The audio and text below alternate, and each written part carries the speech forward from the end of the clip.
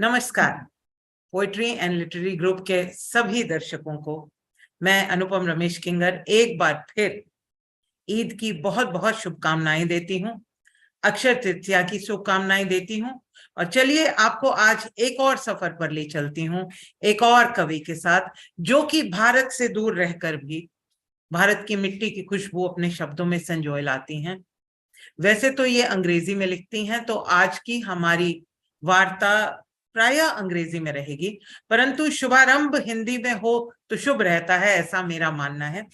तो चलिए आपको सीधे सीधे लिए चलती हूँ बहरीन से आई एक उत्कृष्ट कवित्री रेखा उत्तम जी के पास। टू इंट्रोड्यूस रेखा उत्तम, she was a homemaker for 18 years. For 18 long years, she was going through the normal life of a homemaker, and then bang, she came back into her career in the very high intensity airline industry, and very soon she reached the top. It is noteworthy that she has never let her corporate life come into the way of her cultural, meaningful, creative pursuits. She is a guest lecturer in a university in UK. She teaches HR courses. She is also conducting and has conducted many talent development and emotional intelligence for professional bodies courses. Her interest in people and their behavior has led her to other major pursuits of counseling. She is also a deep and abiding interest in teaching spoken English, especially to the laborers. She is associated with the Indian Ladies Association, where she has been doing this. She is also a distinguished Toastmaster. She leads 6 batches of communication and leadership training for the services lines head in the American Mission Hospital in Bahrain. She is an avid reader. She's a creative personality. She writes prose. She writes poetry. She's very passionate about theater. She has scripted, directed, curated plays in English, which have been acclaimed.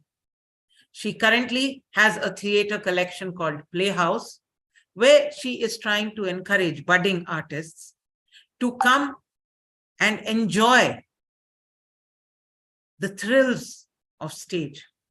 She has 3 decades of work experience. She has a master's degree in English literature.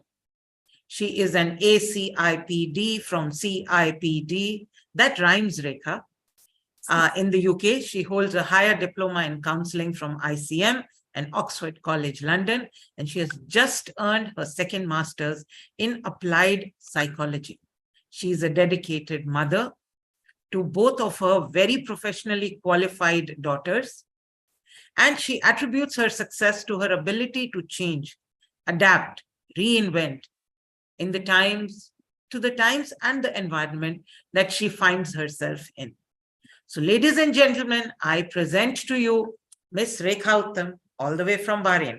Welcome, Rekha. Thank you, Anupam. Thank you for that wonderful introduction. And मुझे अच्छा लग रहा है कि मैं इधर हूँ आज आप सबके साथ। थोड़ी देर के लिए मैं इस ग्रुप में थी, पर स्टडीज के वजह से मैं ग्रुप से निकली। अनुपम knows about it, but it's always lovely feeling to be among poets and where poetry is being discussed. So thank you, Anupam. Thank you, Rekha. In fact, we have been trying for a very long time to have you on board for this program, where we speak to poets about their journey with the written and spoken word.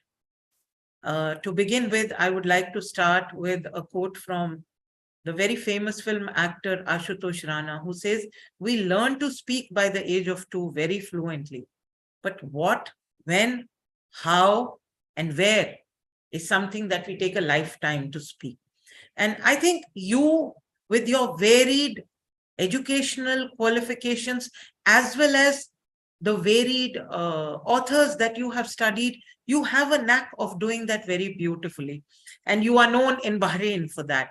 So I would like to start today's interview by asking you, when and how did poetry and the written word become your first love? And when did literature take over? So if I were to really look at it, my first memory is of a Malayalam poem in my first grade textbook. And it's about a train, rushing through the night, whistling. And, at that time we had coal engines. So the poem kind of went like, Kugu Kugu Kugum Tivandi means like the train which whistles, and the whole poem had a rhythm to it of a train, chugging on. And I still remember, I can recite that poem even today because it just stuck in the memory, and I think I could sing that. And that's my first introduction to my memory of being introduced to a poem. And then in the very next grade, we had a poem again in Malayalam, which was written by one of the Mahakavis of Malayalam called Kumaranachan. He's the one who has written a Kavya on Karuna. Karuna is the, the interaction between Buddha and Manimekale, I think. He has written that story of how she goes after Buddha, and Buddha gives her salvation. But the very same poet had written a small poem for children where the child is telling the mother that, Amma, I can see the flowers are flying out of this shrub. Where are they flying? And the mother says that these are not the flowers which are flying, but they are the butterflies from the shrub that so is beautiful. Flying. Yeah. Yes. Yeah, so she's saying, Ivalliyil ninnu chemme pookal pogunnida parannamme, and the mother says, it's not the flowers, it is the butterflies. And the mother says that we really don't know the wonder and the miracle that God has created for us. That's the mother to the child. And that's where my introduction to poetry is from there. It begins from there. And of course, reading was part of my childhood. I must also say, probably as an introvert, digging into books helped. You didn't have to speak to people. You could just hold a book, and then you didn't have to make that conversation. But in other ways, I was having conversations with a whole lot of people from a whole lot of diverse background, right? And Yes. then came the English poets like R.L. Stevenson and Christina Rossetti. I mean, who would like to go up in a swing, up in the sky so high? It appeals to the child. And from there, you just progress. Wordsworth, Donne, Byron, it goes on. And then you discover women poets, Elizabeth Barrett Browning, Emily Dickinson. So I have never looked back as far as poems are considered. It has been part of my growing up. It has been part of me. To a large extent, it has shaped me, because grief or happiness, I feel there are times when you can't express, you can only express it in poetry. Beautiful. Very well said, and very eloquently said so. I would thoroughly agree with you, though for me, I think the roles had reversed. And because I didn't have anyone to talk to, I went and spoke to the books. I would have loved to talk to humans. I wish so too. I mean, like, I must let you on into a secret that I was highly competitive as a child. I had to win. So my cousins wouldn't let me into the games, you see. Like when I came, everyone would stop the game because they would say, oh, she will start a fight now, So then it pushed me towards books. And I find myself that I have, left that competitiveness behind, and that helps me deal with people better, I think. People don't, at least you didn't run away from me, Anupam. No, definitely. I don't think anyone who loves the written word would ever run away from you and your beautiful poetry. That does bring me to another confession on my part. I have always found your poetry to be deeply sensitive, very emotionally connecting, and not just to us as humans, but you have a way of bringing nature into your poetry very beautifully. You speak about the setting sun, or you speak about the half-risen moon, and how the reflection of the moon falls on the river. And these are images that are created so vividly in our minds when we hear you narrate those poems, that it's not easy to just forget and move on. Not that you consciously want to forget, but sometimes it doesn't register. But yours, they leave an imprint, they leave a mark. Just give me 1 minute.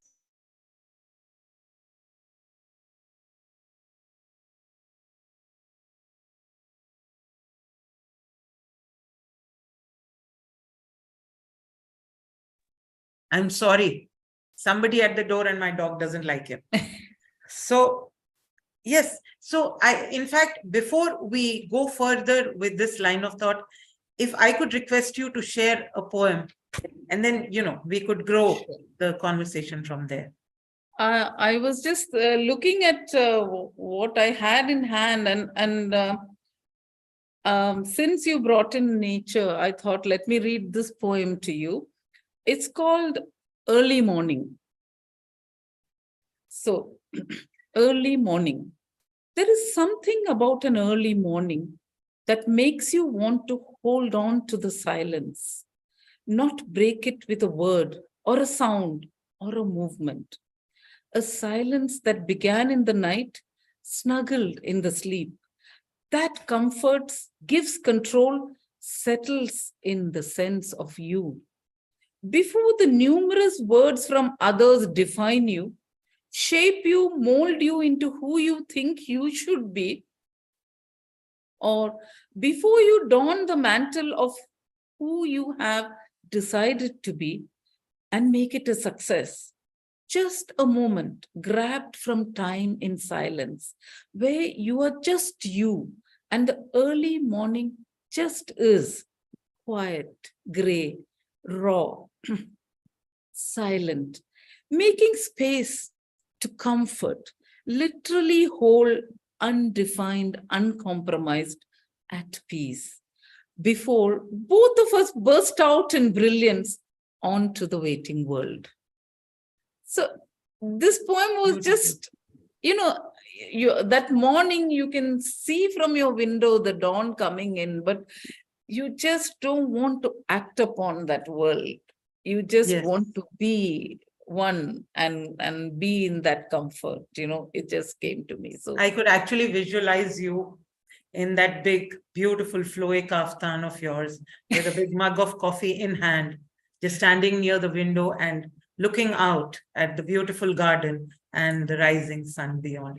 And this is exactly what I was talking about when I said, you bring about such a beautiful imagery with your words, that it is as though you're holding the hand of the reader and taking us through that dawn, that peaceful, beautiful dawn, and through that peaceful, beautiful state in which you are, almost meditative state in which you are. And somewhere I realized, I noticed while you were reciting, you were going quieter and more deep.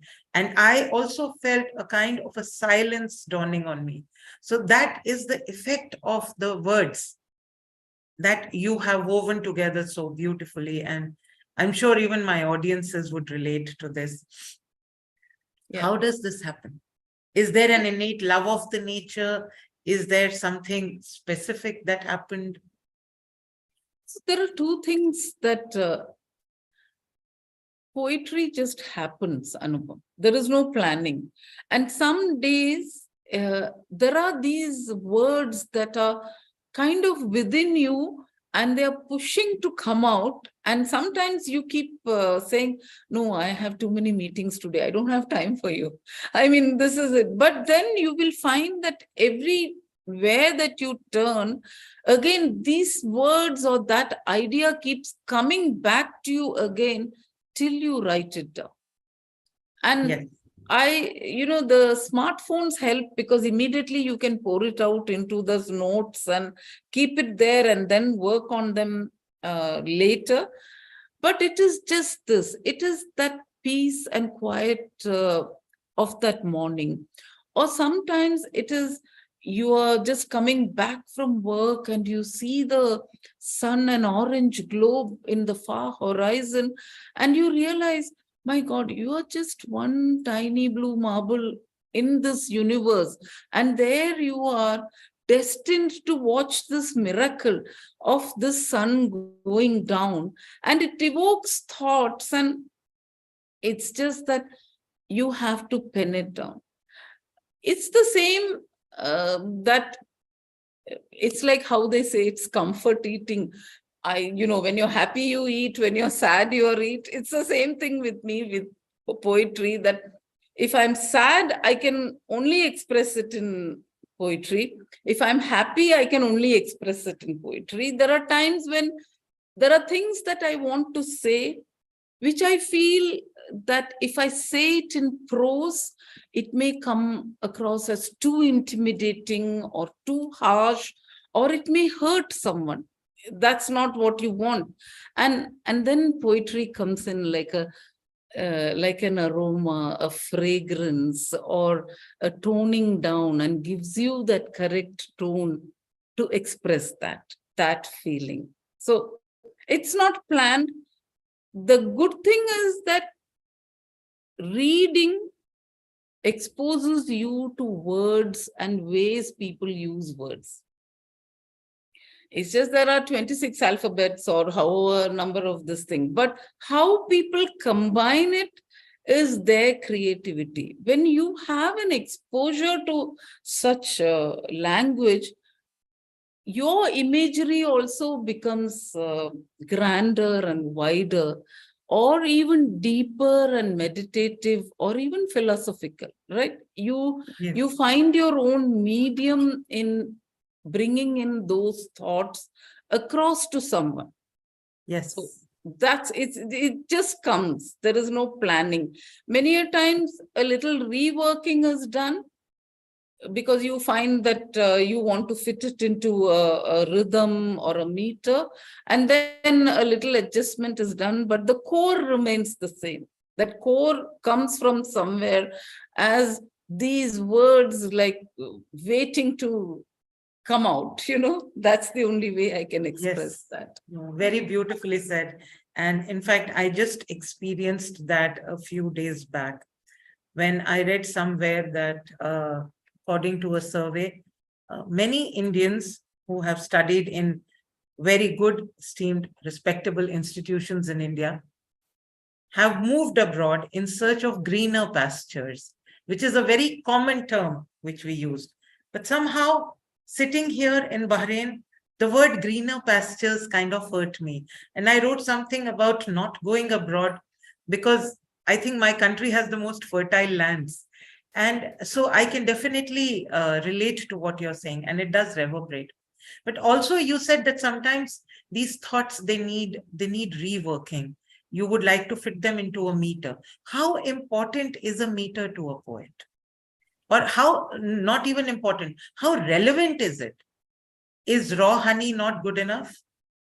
So what I find, maybe it's the training of if you have learned Malayalam, then it's a lot like Sanskrit. Grammar is very, very important, and poetry is written in what is called, I think even Hindi has it, Vrittam we call it. Yes. Like Spellings are counted. Kagali, those Vrittams. Yes. And like our boat song has a meter. It conveys a meaning. And very often what I find, you find a lot of free prose now being written as poetry. You just write and you don't do anything to it. When I look at my poem and I just step to the other side, and I think someone who's reading this without knowing the context of why I wrote this or what triggered that thought in me, how will that person relate to this? So when I step into the shoe of the reader, that's when it is that me who reworks this, Yes. Less to me, I'm happy with what I have written because it has come out of us, right? I mean, like we are relieved after we have written that, yeah, because it pushes you from inside. But when you step into the shoes of the reader and look at the poems that we read today, they were written 50, 60, 100 years ago. And we don't, even if we don't know the context of why or how they were written, we still can find a context, right? In that In our sense, own lives. Yes, in that sense, I feel then that reworking, because certain words have a meaning only to me. But that, 10 years down the road, somebody reading it, how will they find this? When I think like that, that is where the reworking comes from, right? Yes. Very well stated, Rekha. And to be honest, this is a very new dimension that not many of us think about. Yeah. We just think about the thought, the feeling, the writing, and then the offering. We don't go beyond that into the understanding aspect, which is equally important. Called the sublime in poetry, right? Yes. Sometimes I feel we miss that. That sublime can come only if we look at it from another viewpoint and see what is this poem saying to somebody else. To me, it is the expression of my innermost thought or emotion at that point in time. But to somebody else, will they be able to find a context? When I think of the other, then I feel that I need to rework it. There are poems which I've written without meter. If it feels like that, I leave it alone. But when something jars, then I exchange it. But I have to be in the shoe of the reader at that point in time. So that becomes, let's say, even more challenging. It is. Because you still need to be honest to your original thought, and you yet need to make it, let's say, palpable for the reader. Yeah. So you are doing a dual job. One thought that drives me is that, will the reader be able to emote to this? Like you found the depth and the meditativeness. That is why I need to write it like that, right? Yes. So that you find it as well. Yes. Absolutely. Absolutely. Yes. Very beautifully said, Rekha. Thank you so much. And I think this dimension is extremely important for all our listeners who are budding artists, who are starting to write, to give them that perspective of making it a complete creation. Yeah. Sometimes I feel, Anupam, sometimes when I read some, poets who are just starting out, I feel anyone who's writing, let's put it that way. And this came from one of the most famous Malayalam writers. He said, more than writing, you need to read in order to be able to write. That's so important. So when you don't have that exposure to reading, and when you write, then it becomes a description of something. There is a subtle difference between poem and that description then, right? Sometimes you see that and you see that connection is missing. And then I'm very critical about myself. So I go back and I think that, is this poem or is this just a description? Yes. The difference there. Yes, absolutely. Something similar I also read somewhere in Hindi, and it sounded very potent. And this very big writer, he says, Gopal Das Neeraj. He was a very famous poet and he wrote even for Bollywood.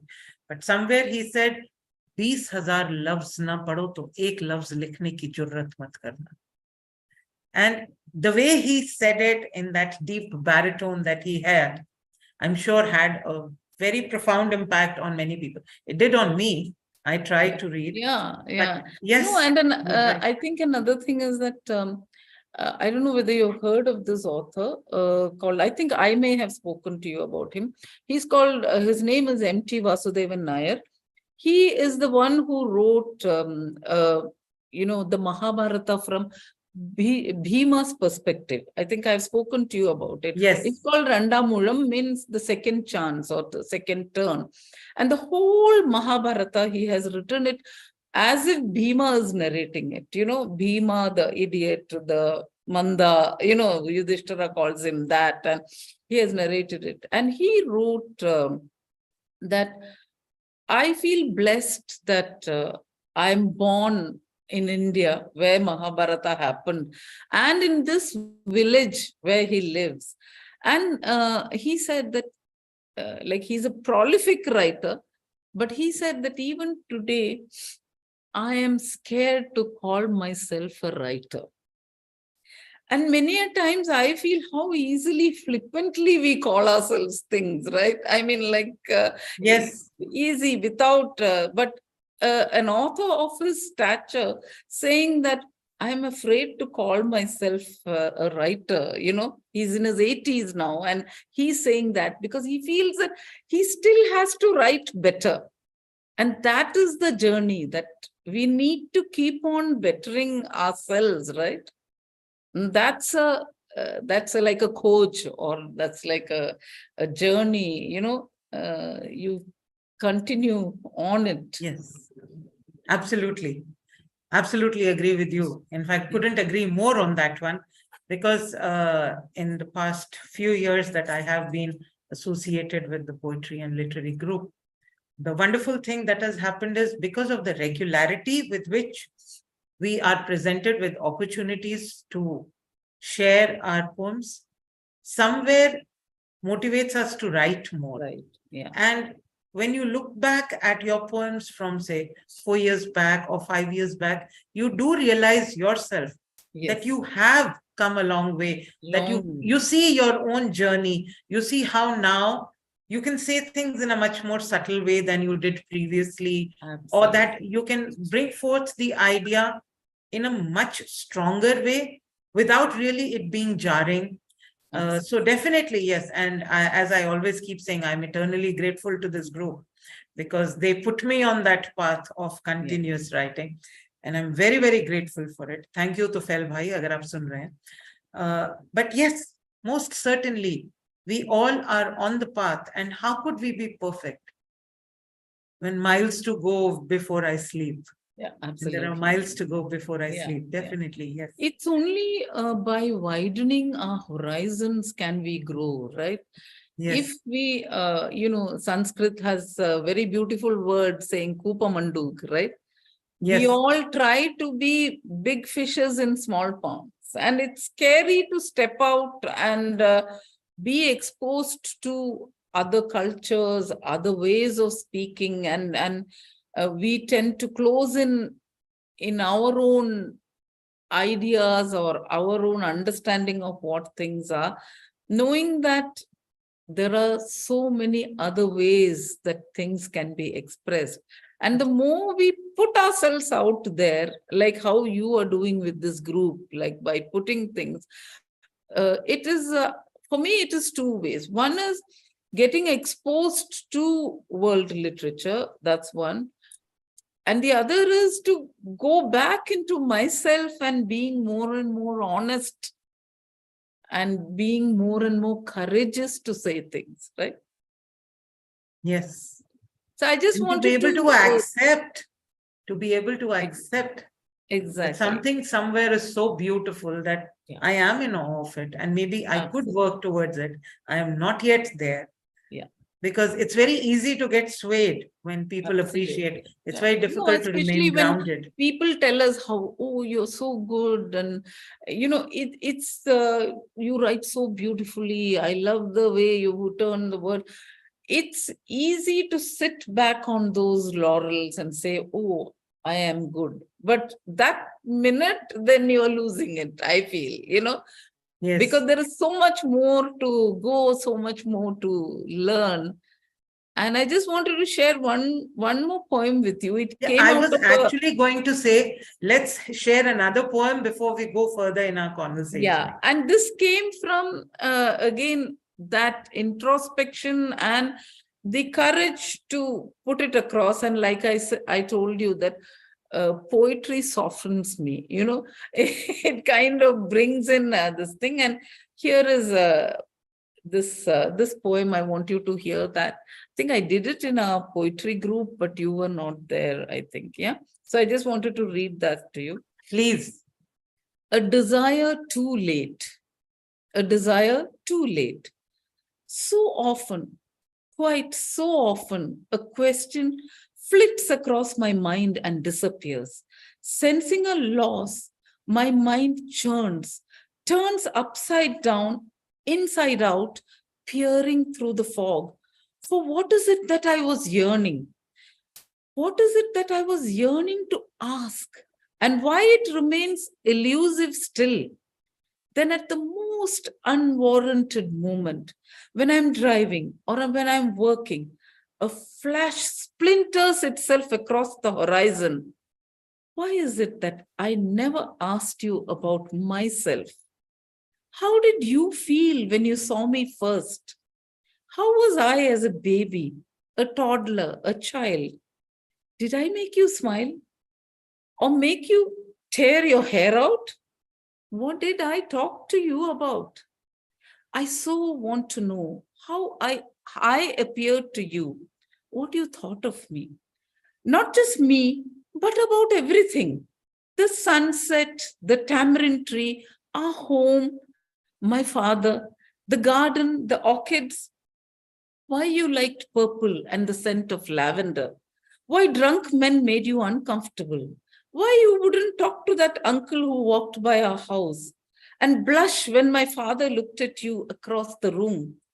I could have asked you, and you would have replied in your own truthful way with a rosy hue adorning your cheeks. I lost your precious thoughts, but I'm writing mine. For that day when mine will wonder the same as me, I realize how I wasted away our time by always telling you what I thought of you. Amazing.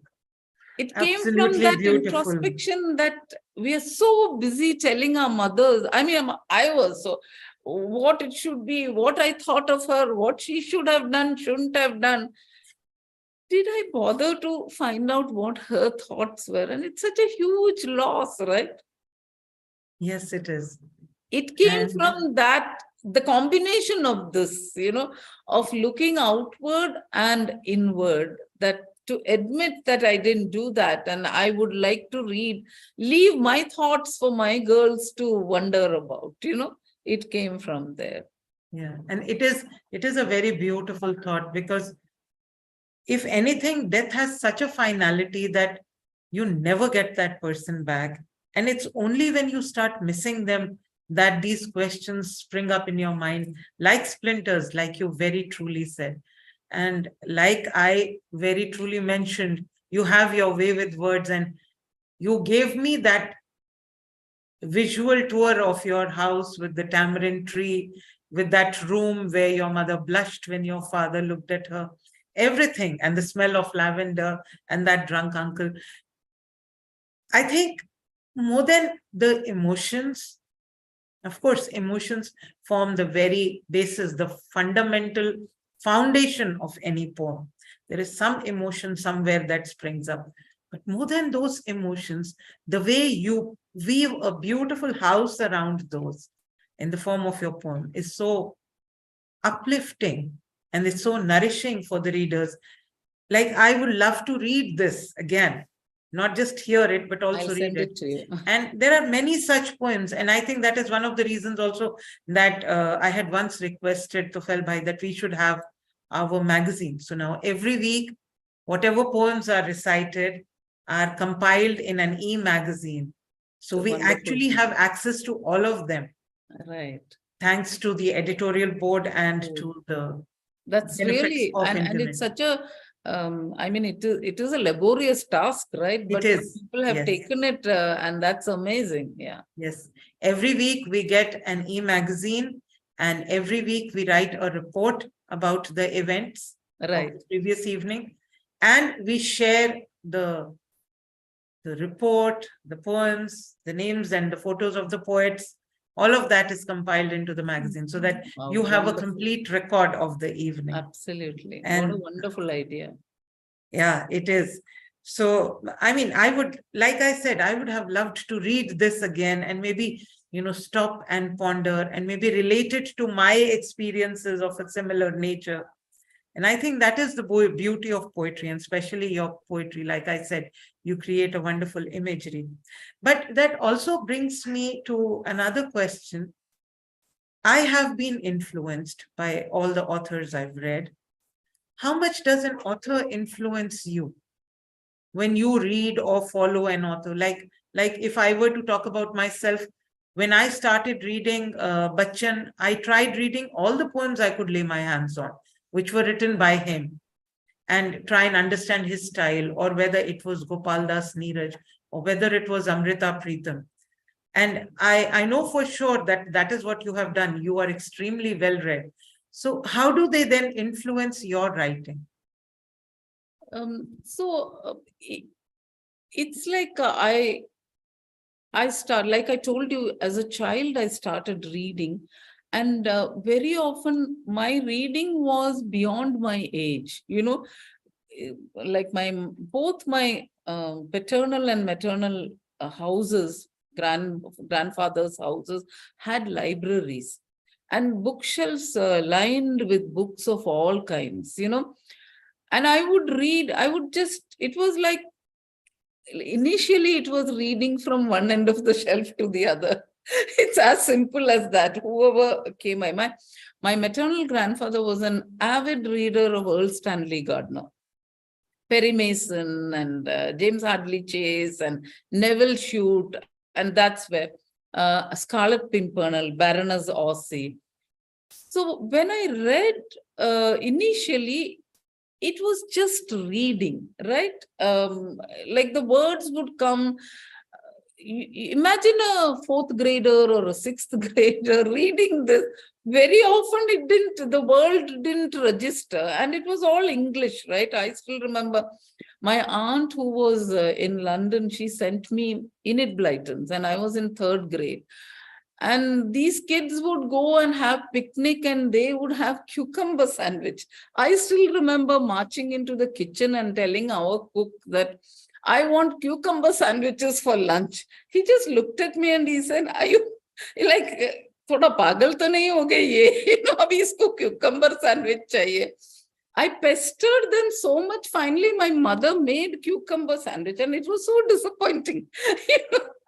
Just butter and cucumber on top of it.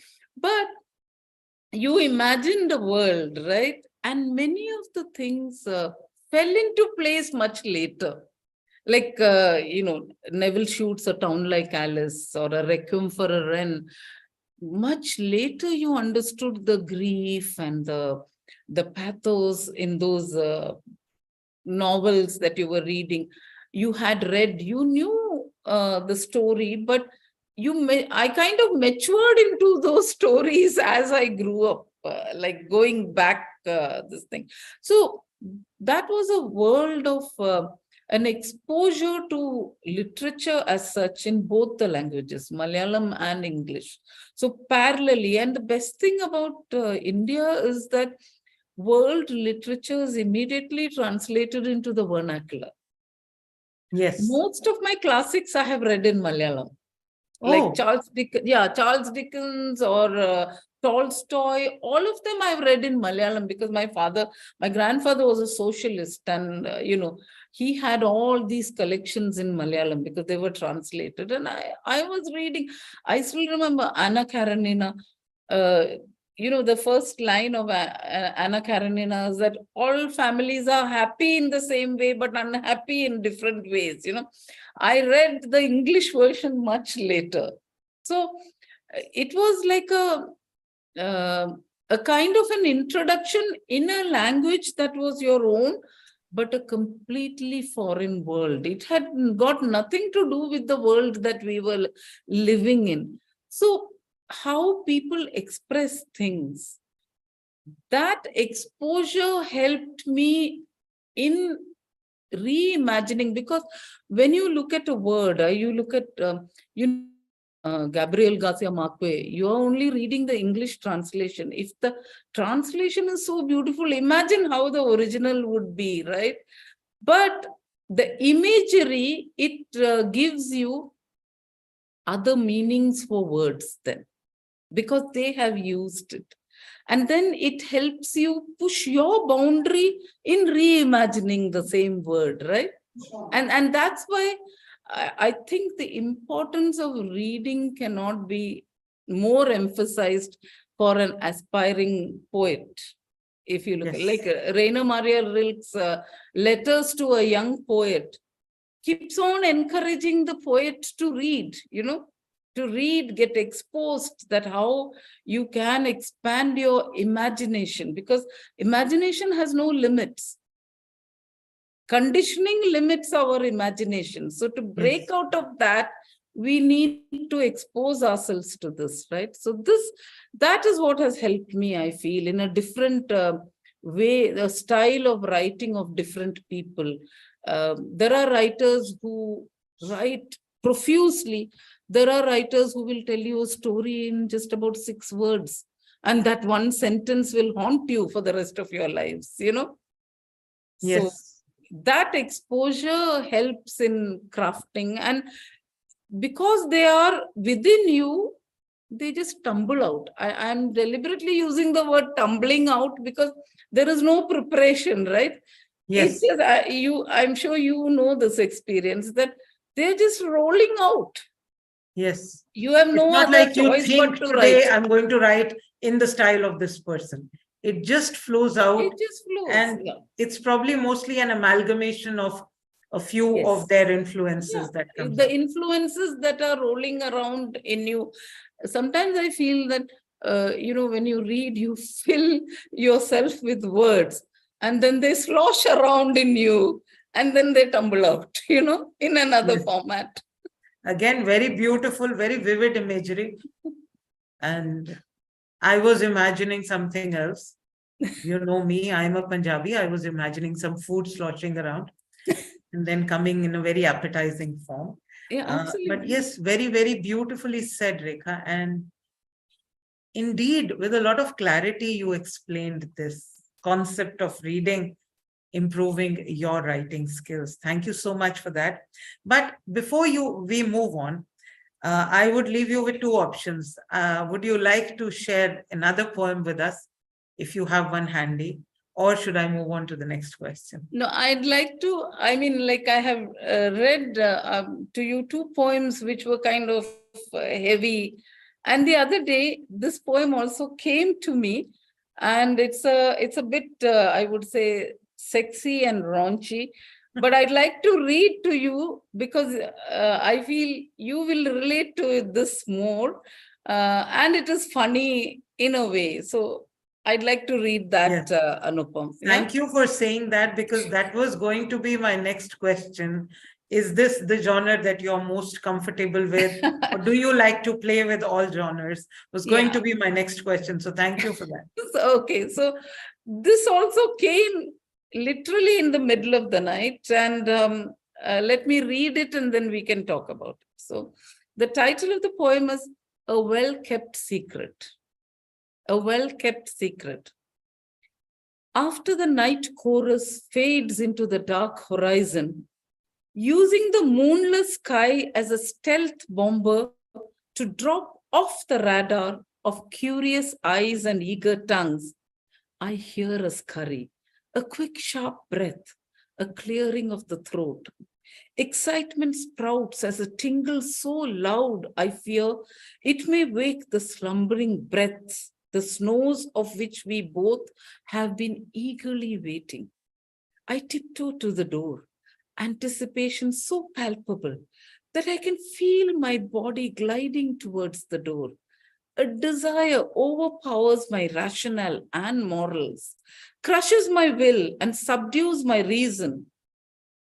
I am me no more, just this yearning, craving being, trembling for a touch, wetness of the tongue to spread all over, relishing it like the peanut butter jelly spread on my morning toast.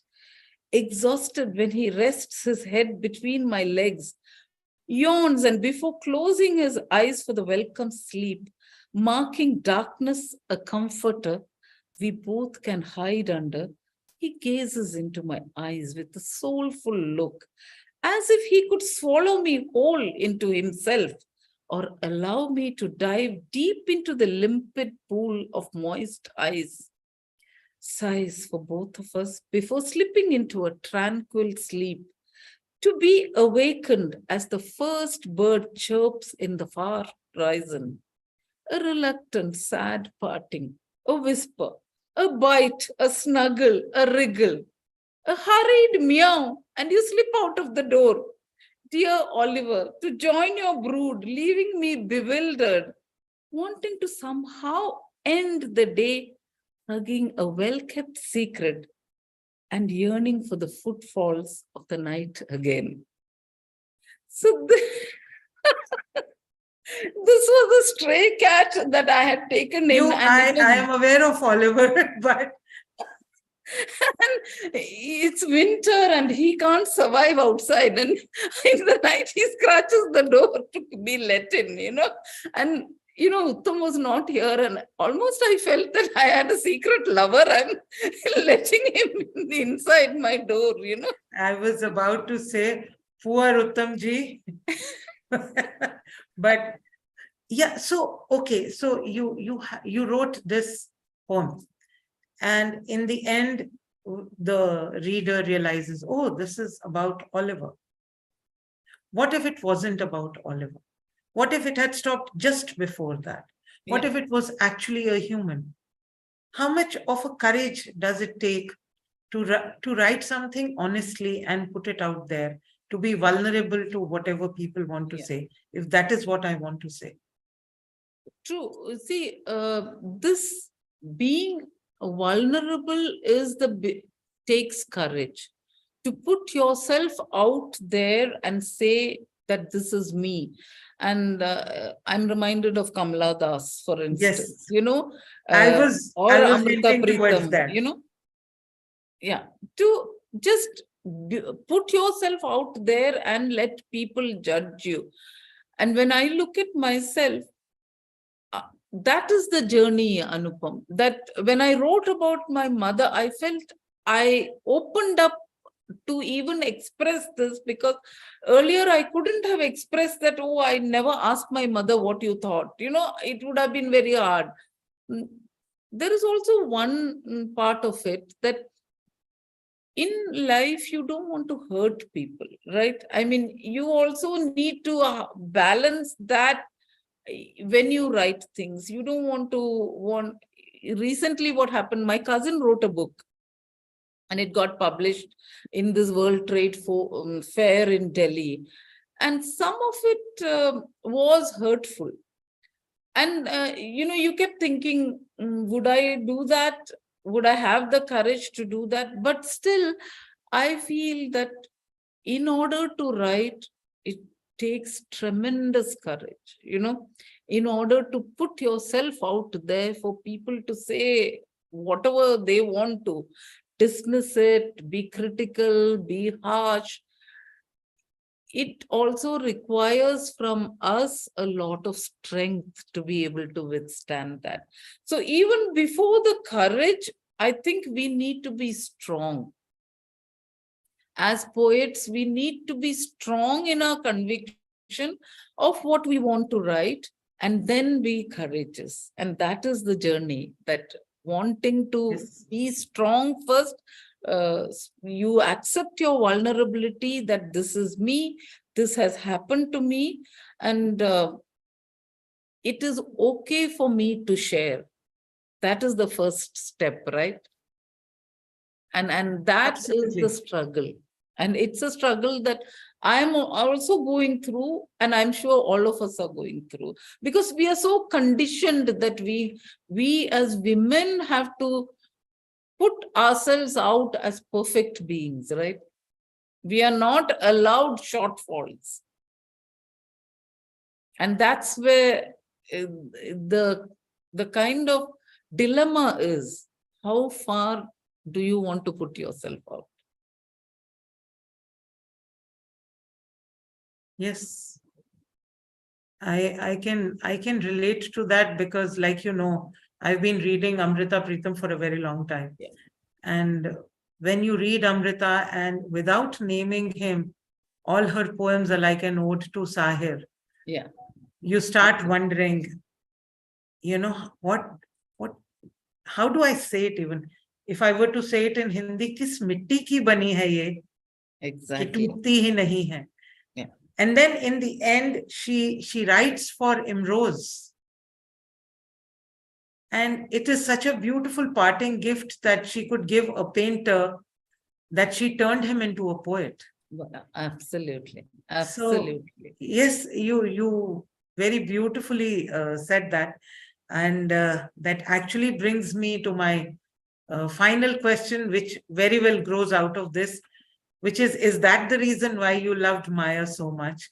And you said Maya Angelou is one of your favorite poets. Yes, yes.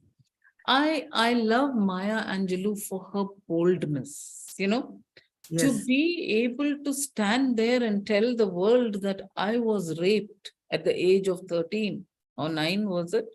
That I withstood that, and then wrote, not only wrote, she taught, what a life.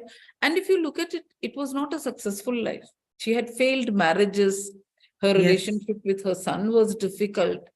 But she had the guts to tell the truth and nothing but the truth. I would, in my current stage, I would still camouflage. Right? I would still think of, what will others think of me? But she fear that. And when she says that a phenomenal woman I am, she is phenomenal, because she said that, why does a caged bird sing? Because Yes. it doesn't have the freedom, right? It doesn't have the freedom to soar so high in the sky. And when I read it for the first time, I really thought, do we all write poetry because, we are all caged birds in some way or the other? Absolutely. And it's not about others caging us. We are caging ourselves, right? By our conditioning, by our own true norths, or what we think is the moral right and wrong, or even what life should be, that how we need to portray ourselves as perfect. In that, we have built our own gilded cages, and hence we have to write, I guess, Yes. And that is why I feel that to break that cage and to be able to stand alone, that's the key word, stand alone and be yourself, takes tremendous courage. And that's why I think there is no other poet like Maya Angelou, who honestly first put herself out there for you to see, and then she bombarded you with words which gives you courage to write. Absolutely. Very beautifully said, Rekha. And brings me to one last final thought. So does that make life as a poetess much harder than that as a poet? Do you think poets get liberties that poetesses have to fight for, or space that we have to fight for? So I don't see it as a fight. Very often what I see is that it is a male world, what was said and done. If you know the story of Emily Dickinson published in a man's name, because they didn't want her poetry from a woman. So her Yes. poems were originally published under a pseudonym of a man, actually. When even Louisa Alcott, all of them published as men, because it was not considered that women could write or women could write poetry or novels or anything like that, right? So they had to assume the identity of men. Today, our fight is not about do we have to fight more than the men. It is a struggle, but our fight is to be ourselves. That more than, whether the struggle is more for a man or a woman. First, as a woman, I see myself, if I don't have the courage to be completely honest, then my poetry lacks from the man who's so utterly honest and is writing, right? And then to say that I need that space is not right. The minute we can let go of our own inhibitions and write starkly, why? Imagine the struggle of Amrita Pritam or Kamala Das or Maya Angelou. But they are as immortal as Charles Dickens or Wordsworth or Byron, right? They fought for that place. You look at Sylvia Plath or Virginia Woolf. They found their place only by their honesty and their courage. You and I, we need to pick up that courage, and I feel we still have to write about ourselves. There is so much more to write. We need to break out of that shell and write. Without the thought, what will they think? That is the shackle that binds us. And we need to break out of that. And that is the struggle for women more than against men or what. Because one thing I'm sure you would have noticed, that talent gets recognized, right? Yes, absolutely. Yeah. That talent, we submerge it under our conditionings, and that is what is stopping us. We are stopping us. I feel that we need to be more courageous. We need to be more bold. We need to be honest to ourselves. And then the rest will flow. That's what I feel. Beautifully said, Rekha. And thank you so much for that very enlightening session. And I'm sure this is one of the few interviews that my audience would like to watch again and again, because of all these little nuggets, these gems of wisdom that you have shared with us along the path. And of course, your wonderful poetry Thank you. I have always been a huge fan of. Thank you so much once again for being with us and I'm sorry, and giving us this wonderful opportunity to hear your words and hear your thoughts. And I would like to Anupam. Thank you to PLG group, and thanks to you specifically for calling up and saying that you would like to do this session. I thoroughly enjoyed being here and speaking, and let's hope that more such conversations will encourage more people to write and step out. Definitely. And may our tribe grow. That's what I want to say. Thank you so much. All of you. I would like to end this session with the words of your most famous favorite poet. You may write me down in history with your bitter, twisted lies. Absolutely. You may trod me in the very dirt, but still like dust I'll rise. I shall rise. Thank you for rising, Rekha. And that was my humble ode to you from Maya Angelou. And thank you to the audiences for being with us, for watching us week after week. मिलते हैं अगले सप्ताह एक और इसी तरह के अद्भुत शख्सियत के साथ. तब तक के लिए धन्यवाद. शुभ रात्रि, शब बखैर.